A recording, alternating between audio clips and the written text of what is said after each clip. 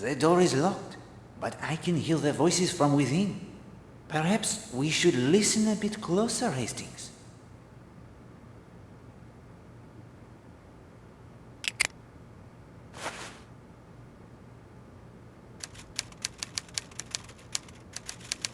I say, Poirot, he seems to be typing up quite a storm.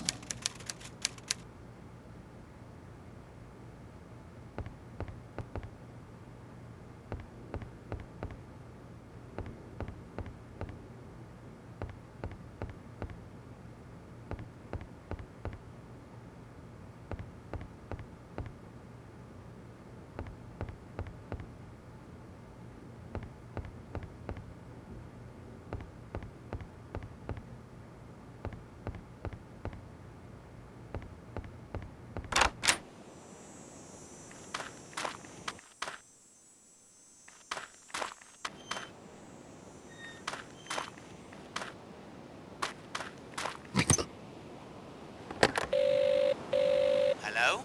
Need the sea tractor, do you? Yes, please? On me way. There's not so much to do in Leathercombe Bay now that the evacuation's begun.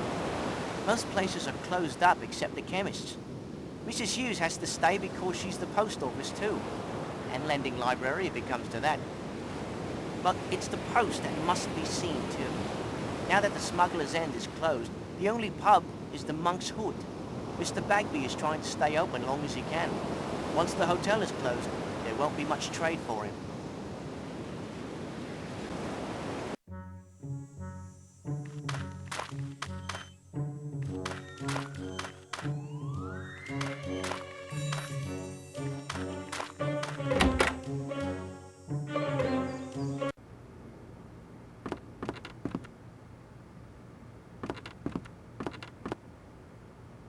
Could you send a sketch to Scotland Yard for identification?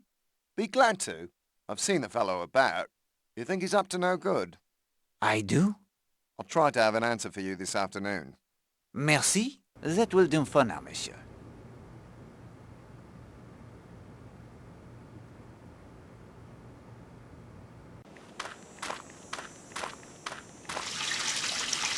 Hello. Somebody's having a bath. Leaving it rather late in the morning, weren't they?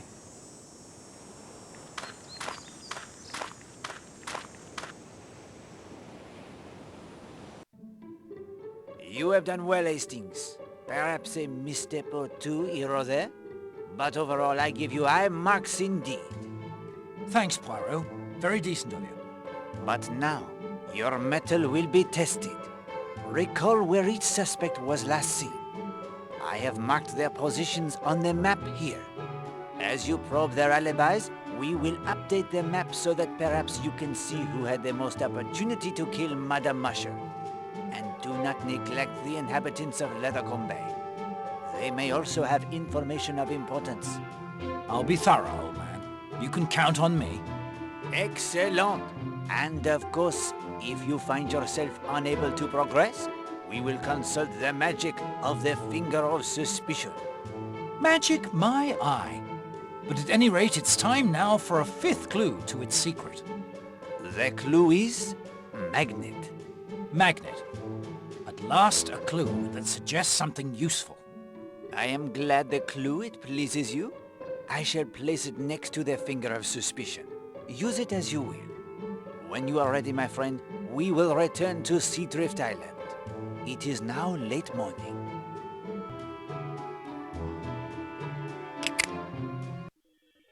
The time it is precisely 11:40 when the rowboat with Patrick Redfern at the oars and Emily Brewster in the bow rounds the headland into Cutter's Cove.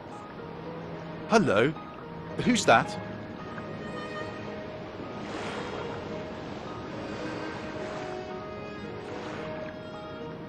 It looks like Mrs. Marshall.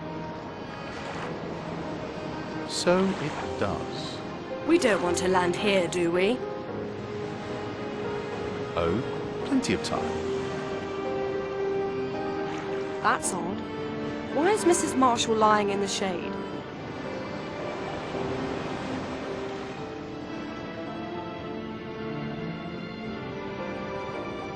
Hello, Elena?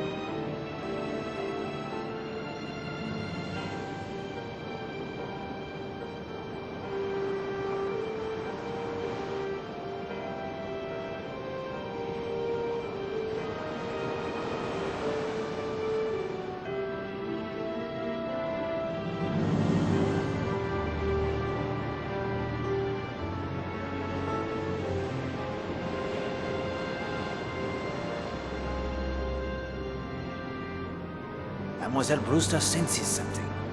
The body, the way it lies. There is something unnatural in the angle of the outspread arms. Elena? Monsieur Redfern too, he hesitates, and then...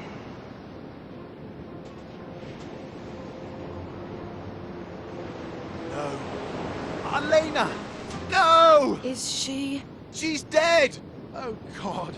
She's been strangled! Elena!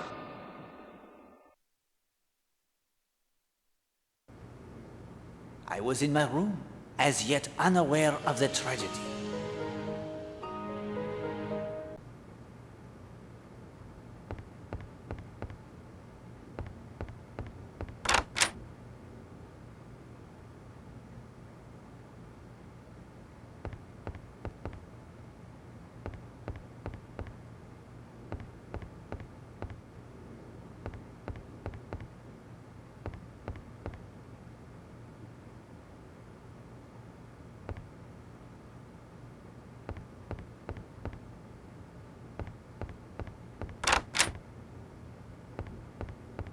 Oh, Monsieur Poirot.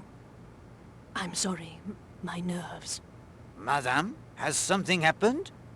Don't you know? The police have been here for an hour at least. The police? In Cutter's Cove. It's Mrs. Marshall. She's been murdered. Please, please excuse me.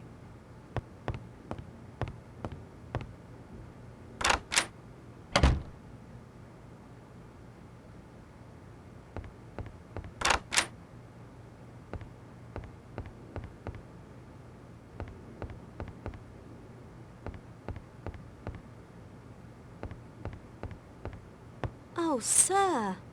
Sir, it's terrible.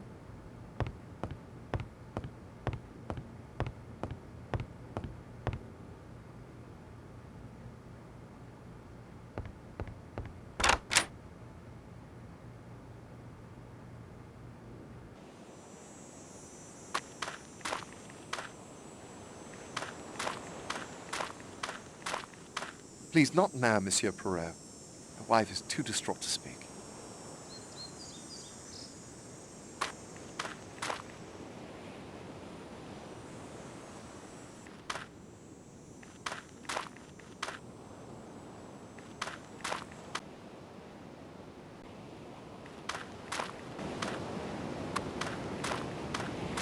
Mr. Poirot, there you are. Mademoiselle, what has occurred? It's Mrs. Marshall. Mr. Redfern and I found her in Cutter's Cove. She's been strangled. Mademoiselle, may I ask you a question? Certainly. Can you row me to Cutter's Cove? Mr. Poirot, after your efforts to find Millie's killer, I'll row you any time you like. You need only ask me. Climb in.